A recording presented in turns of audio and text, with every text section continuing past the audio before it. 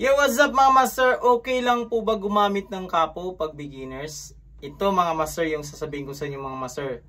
Ang guitar capo is para lang ito sa mga intermediate player. Yes, tama po kayo mga master. Pero bago kayo mag-react, bigay muna ako ng disclaimer. Di po ako professional na gitarista. Nagtuturo lang po ako base sa alam ko at sa sarili kong research. Nasa sa inyo na kung susundin nyo to o hindi yung mga tinuturo ko. Let's go! Yes, tama kayo mga master yung sinasabi ko kanina na ang capo is para sa mga intermediate player. Yan. Or yung mga malawak na ang alam nila sa mga chords. Especially sa chords mga master. At may alam na rin sila ng basic theory. Hindi ko yun masasabi kung hindi ko na-experience yun mga master. Kasi isa rin po ako. Ganun din ako dati. Nung nag-aaral ako, nag-start mag-gitara, gumagamit ako ng capo. Ito nga minsan pag na meron kaming kanta na G, tapos mababa sa kanya. So kumakanta, ang ginagawa ko, nagkakapo ako dito sa second fret para mag-G ako dito para tataas yung pitch, di ba? Okay naman yun dati. Akala ko okay na yun. Madali lang pala kasi may kapo naman. At pangalawa mga master, ito. Yan, tugtugin namin yung narda. At saka yung kumakanta, mataas yung boses, sabi niya, taasan natin kasi mababa. Ang ginagawa ko, kinakapuhan ko na naman siya dito para magtaas. Tapos ganun din yung gagawin ko. Yan, tumaas yung kanyang pitch. Akala ko dati, tama yung ginagawa ko.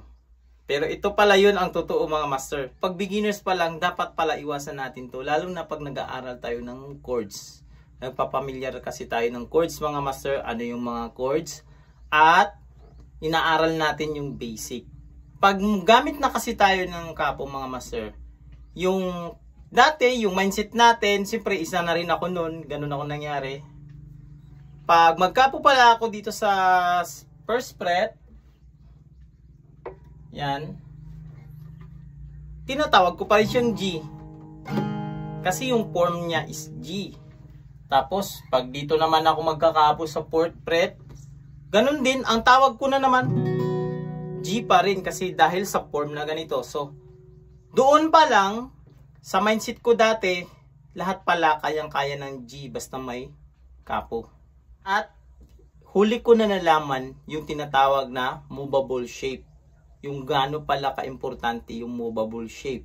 Mayroon tayong tutorial doon mga master sa movable shape. Saan mapanood yun mga master? Nang di pa nakapanood nun. Ito pala is key of B. Yan, simulan sila ng tunog. So, hindi ko naaral yun mga master. Meron pang isa kanina mga master, yung intro ng narda.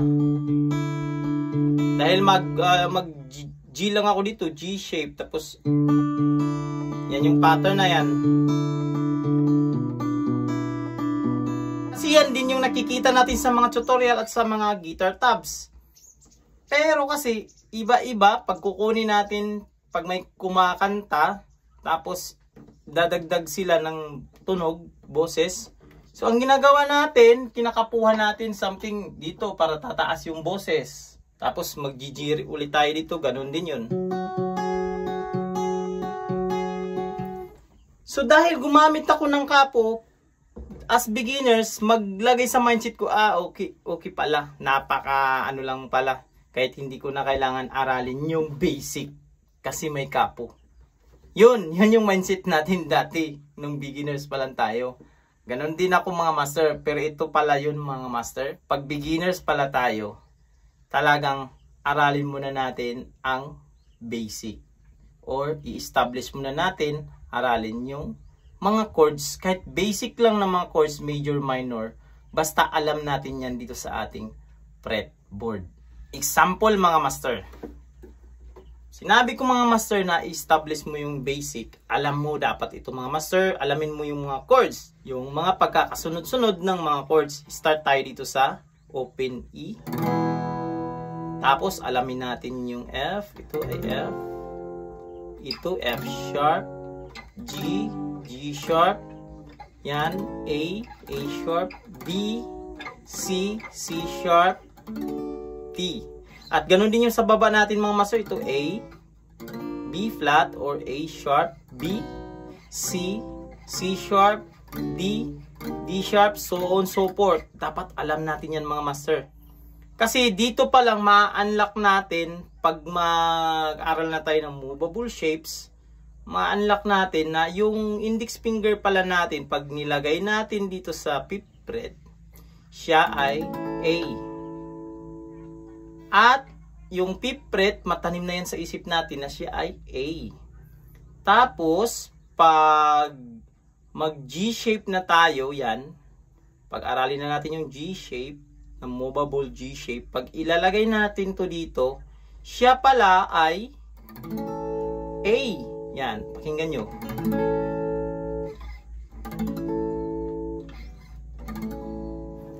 Kaya pala, pag mag-G ako dito sa 5th fret, ito, tapos magkapo ako dito,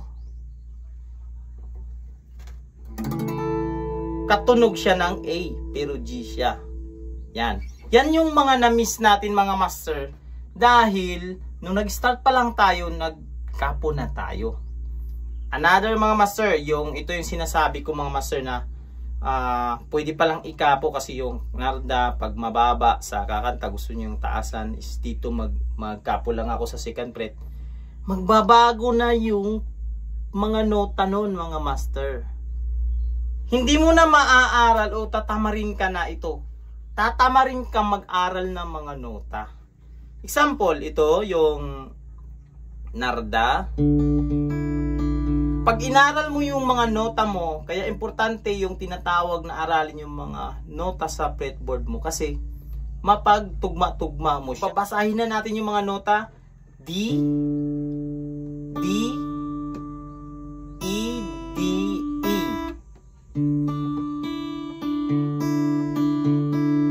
Tapos pag B naman, dito index finger natin kasi 'di ba ganito yung sa narda. E, D, E, D, E.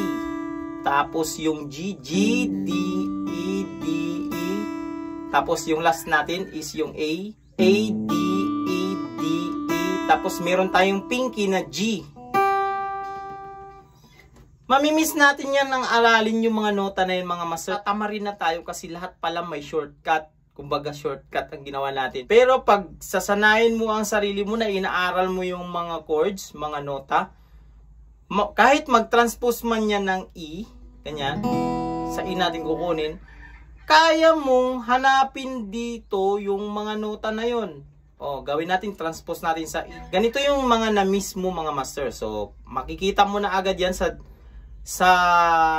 fretboard yung mga nota na yun kasi magta-transpose tayo ng D into E.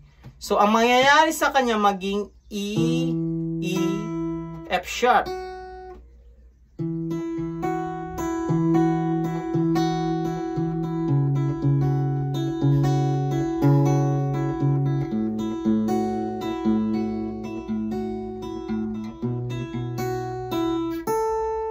Yan. May example pa ako sa inyo mga master. O, halimbawa, pag sa D, standard niya, hindi kaya ng kumakanta nyo o yung lead vocalist nyo, pwedeng babaan natin sa C. O sa C kukunin. Siyempre dito, pag dito, hindi ka na makakapo dito ng patas, di ba? So, mawawala yung, ano mo dyan, diskarte mo, magkakapo ka dito ka something, magkapo ka dito, 10th fret. Di ba? Para makuha mo yung intro niya, pero masyado nang malayo. Ang point dito, aaralin mo talaga yung nota kahit wala yung kapo mga master kasi makukuha mo siya yung mga nota. So dahil umatras tayo galing dito sa D, D, E, D, E, pag atras tayo magbabago tayo ng root, magiging C, C, D, C, D, C. So C, C, D, C, D, C.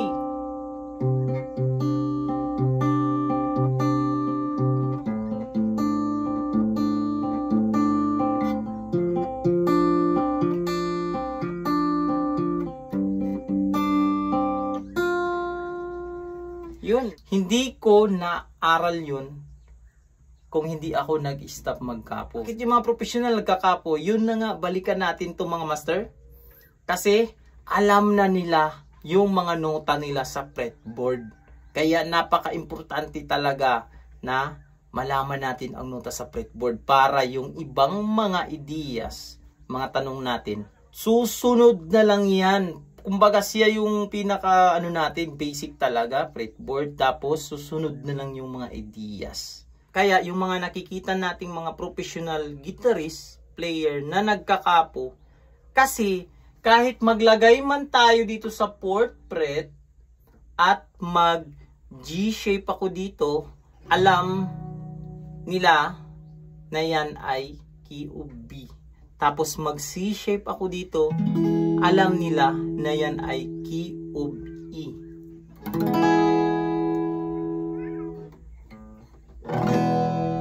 Yan. So hanggang dito lang muna ang video natin na itong mga master. Sana nagkaroon kayo ng ideas, especially sa mga nag-start pa lang sa gitara, pag-aaral ng gitara. Kasi galing din po ako dito. Ito pala yung rason kung bakit hindi ako umuusad doon sa aking pag-aaral ng fretboard. Nandito pala yung pinakamahalaga, yung basic. Ito mga master, ang kapo is para sa mga intermediate player. Yun lang mga master. This is Mark Music. God bless you all. Peace out.